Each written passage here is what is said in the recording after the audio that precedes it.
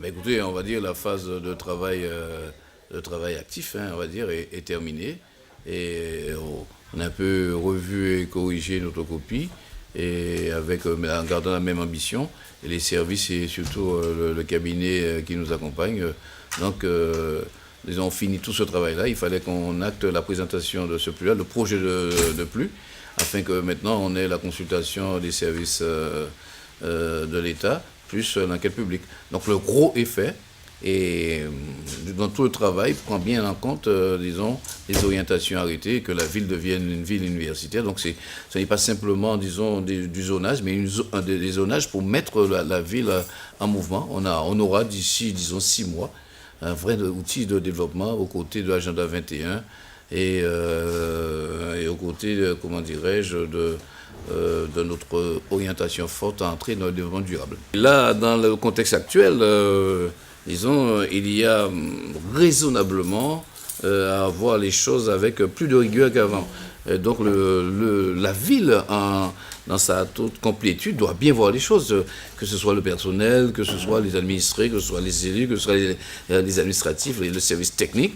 Il y a maintenant à gérer la ville de façon optimale, et surtout de faire en sorte que les dépenses ne l'emportent pas de façon inconsidérée sur les recettes, et trouver une mise en œuvre des dépenses encore plus drastique, afin qu'on puisse garder le cap et rester dans des ratios de villes qui pourraient encore consentir à quelques investissements.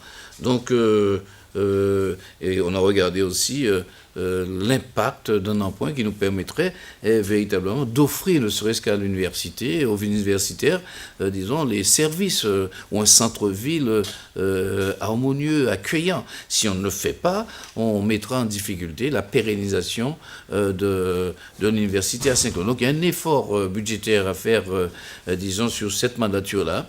Et nos orientations budgétaires, le débat, donc, a bien considéré tout cela, et il faudra passer à la phase d'arbitrage avant la présentation du budget. Nous avons regardé les choses, nous avons rencontré l'université, il y a quelques assurances, nous avons préparé les projets. Maintenant, il faut entrer dans la phase d'investissement, on va dire, solide, investissement qui sera porteur d'épanouissement pour la ville dans le futur.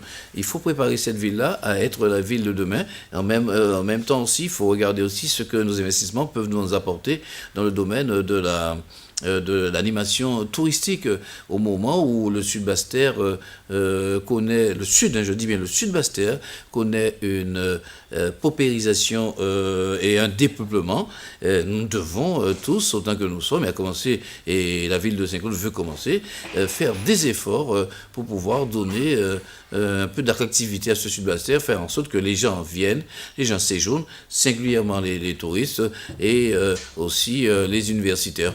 Donc on a tout ce travail de signalétique à faire pour que les touristes se retrouvent. On a ce travail d'assainissement pluvial à prendre, la construction, disons, de centres, d'un espace de loisirs et de services pour les étudiants, et une place, disons, une autre placette de commerce et de services. Autant de choses qui vont donner au centre-bourg un nouveau visage, et continuer aussi à maintenir, disons, il y a des avantages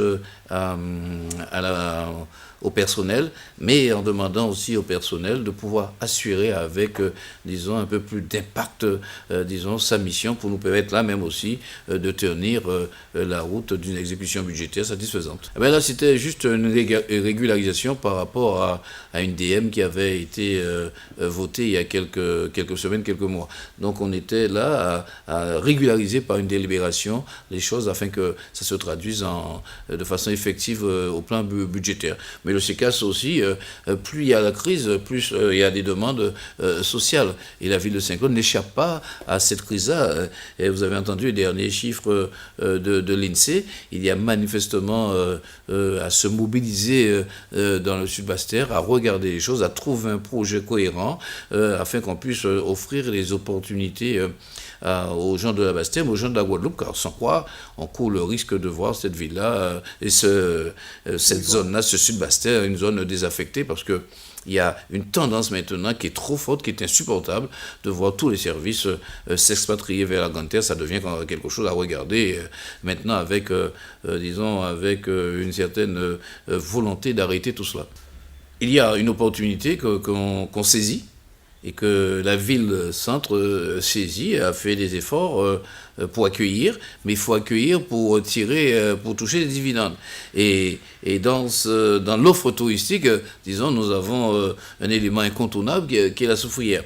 Maintenant, avec le plus que nous avons voté, l'opportunité maintenant de créer une plateforme d'accueil, disons, touristique, disons, se pointe véritablement à l'horizon. On pourra, disons, travailler avec les porteurs de projets, créer la maison du volcan, et faire en sorte que le touriste soit accueilli, qu'il puisse être encadré, qu'il puisse être accompagné pour visiter la soufrière et ce faisant aussi laisser quelques dividendes. Il n'y a pas d'économie touristique sans un touriste qui laisse quelques dividendes. Donc découverte, mais en même temps, disons, des services qui sont payants et il faut que Saint-Claude puisse, disons, jouer son rôle. On a bien vu, le plus donne la ville touristique, la ville universitaire, la ville historique aussi qu'on doit avoir aussi avec l'historial Delgrès. On ne peut pas continuer à garder, disons, ce geste héroïque de Delgrès, comme je le disais lors du conseil, dans la bananeraie, dans l'herbe ainsi, il y a un effort à faire,